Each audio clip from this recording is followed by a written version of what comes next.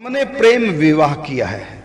हमारा गोत्र और कास्ट अलग है। क्या हमारे हाथ से किया गया श्राद्ध पितरों को नहीं लगता? क्या हमें दीक्षा लेने का अधिकार नहीं? क्या हम भक्ति नहीं कर सकते? अब ये आपका प्रश्न है, अब इसका उत्तर सुनो। आपका है कि हमने प्रेम विवाह किया है, इसका उत्तर है कोई बुरा नहीं किया है। विवाह करना ही वहीं चाहिए जहां दिल माने। जहां दिल ना माने, चाहे सारी दुनिया का दिल मान गया, अगर तुम्हारा दिल नहीं माना तो विवाह कैंसल। और किसी का भी मन ना माने, तुम्हारा मन माना तो कर सकते हैं। शास्त्र भी इसके लिए आज्ञा देता है और भारतीय संविधान भी इसके लिए आज्ञा देता है। और प्रेम विवाह बुरी वस्तु नहीं। हमारे यहाँ 8 प्रकार के विवाह हैं। जो प्रेम विवाह है, इसको हमारे यहाँ 8 प्रकार के विवाहों में गांधर्व विवाह कहते हैं। कोई दोष नहीं, आपने कोई बुरा नहीं किया। तो हमने प्रेम विवाह किए हैं और हमारा गोत्र और कास्ट अलग है तो अच्छी बात है। गोत्र तो अलग होना ही चाहिए। सगोत्री से थोड़ी विवाह होता है। सगोत्री तो भाई बहन की तरह हो गए। तो सगोत्री अलग गोत्र है तो ये भी अच्छी बात है। कास्ट अलग है। अब कौन सी कास्ट है तो मैं कैसे बताऊं, इसका उत्तर दूं?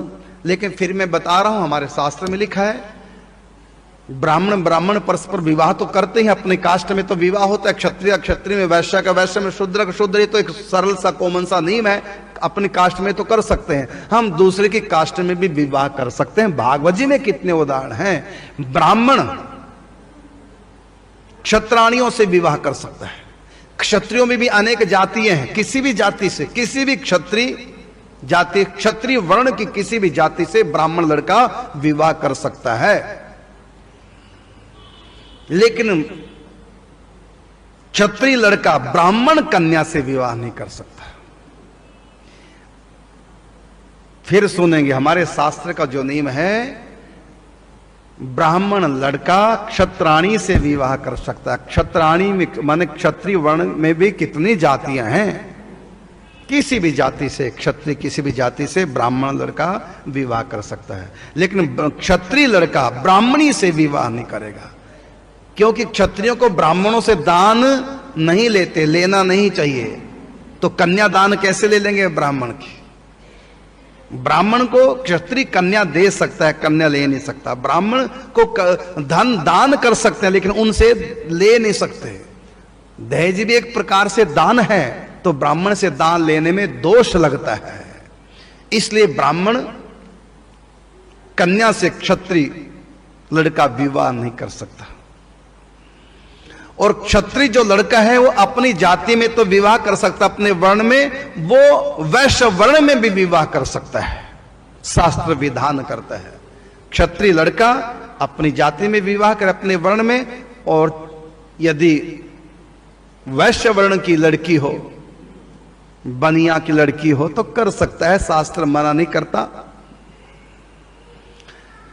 और वैश्य जाति के लिए कहा, वैश्य केवल वैश्यों में विवाह करे और शूद्र केवल शूद्रों में ही विवाह करे। ये मैंने शास्त्र का विधान बताया। तो आपने प्रेम विवाह किया, कोई पाप नहीं किया। सगोत्री से विवाह होता तब पाप होता, आपके गोत्र नहीं है। और दूसरी कास्ट कैसे, किस कास्ट में कौन विवाह कर सकता है, मैंने आपको बताया। और फिर आपने कहा कि क्या हमारे हाथ से लिया गया श्राद्ध पितरों को नहीं लगता? क्यों नहीं लगेगा? प्रेम विवाह किया। भगवान कृष्ण ने रुक्मिणी ने नहीं प्रेम विवाह किया? वैसे तो सीता जी ने भी प्रेम विवाह किया। कैसे? राम जी का सीता जी का प्रेम विवाह हुआ है। कैसे? पुष्प वाटिका में सीता जी ने राम जी को देखा, राम जी ने सीता जी को, हो गया दोनों में प्यार। इसलिए राम जी ने धनुष तोड़ दिया कि मैं जिससे मैंने प्यार किया उसको पाना है। तो इस लीला में भी प्रेम विवाह भी हो गया और अरेंज मैरिज भी हो गई, दोनों हो गई।